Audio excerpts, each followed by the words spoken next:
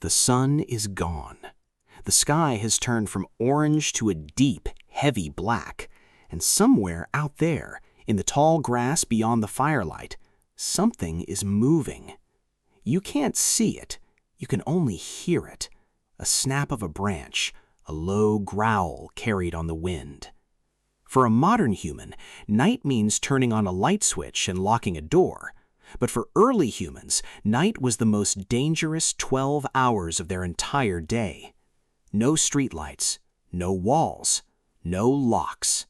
Just darkness and everything that lived inside it.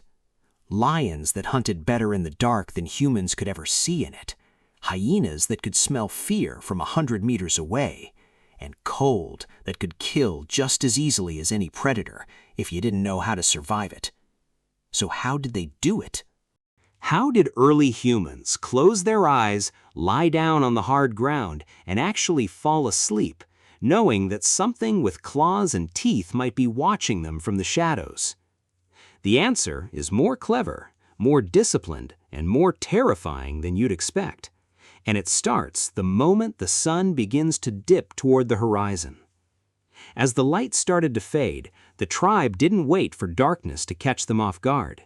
This was the most important part of the entire day, and everyone had a job.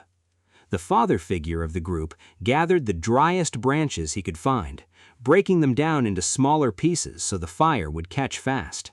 Fire wasn't a luxury. Fire was the difference between life and death. It kept predators at a distance, it kept the cold from creeping into their bones, and it gave them just enough light to see a threat before that threat saw them. The mother of the group checked on the food they had gathered that day, wrapping meat and roots and leaves to keep scavengers away during the night. The child stayed close, never wandering far, because a child alone after dark was the easiest meal in the entire forest.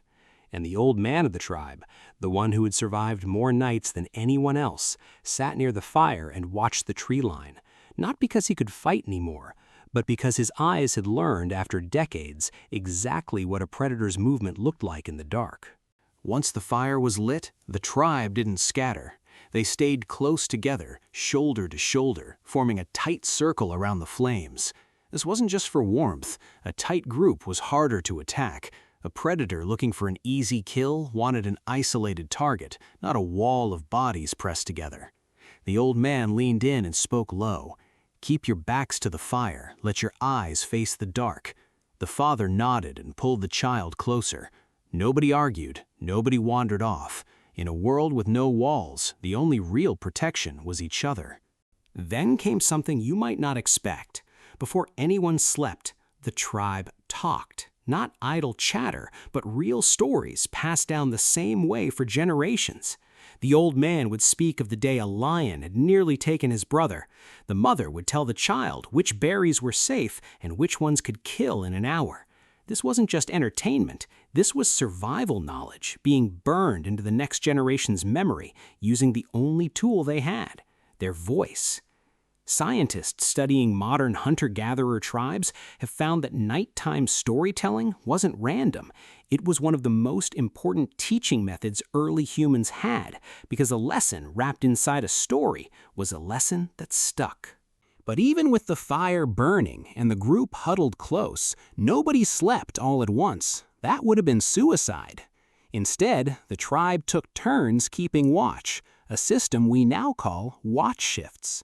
While most of the group slept, one person, usually the strongest hunter or the sharpest-eyed elder, stayed awake, listening to every sound the darkness made. A twig snapping, a distant howl, the rustle of grass that didn't match the wind.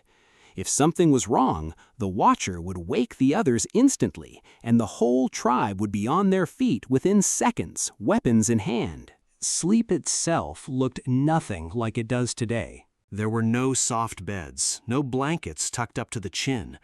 Early humans often slept sitting up, leaning against each other or against a rock, using body heat to survive the cold.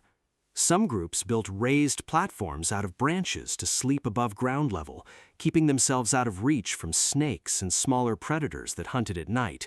And sleep was light, fragile, The kind of sleep where your body rests, but part of your mind is still listening, still ready to snap awake at the first sign of danger. It's the reason many researchers believe early humans woke up multiple times a night, not because something was wrong with them, but because staying half alert was the price of staying alive. As the fire burned lower, someone always got up to feed it more wood. Letting the fire die in the middle of the night wasn't just uncomfortable, it was an invitation. A dying fire meant fading light, and fading light meant the predators circling just beyond the tree line would start creeping closer. So the fire was tended all night long, hour after hour, by whoever was on watch. It never went out, not once, because the moment it did, the darkness would stop being something they lived beside and start being something that could reach them. And when dawn finally broke and the first gray light touched the sky, you could feel the entire tribe exhale. The old man would finally close his eyes for a short rest. The mother would start preparing for the day ahead. The child, who had slept curled against his parents all night, would wake up alive, safe, and one day older. Another night survived. Another night where the fire held, the watch never slipped, and the darkness stayed exactly where it belonged, outside the circle. So the next time you turn off your bedroom light and pull a blanket over yourself without a second thought, remember this: that simple, boring safety you take for granted, your ancestors fought for it, one terrifying night at a time.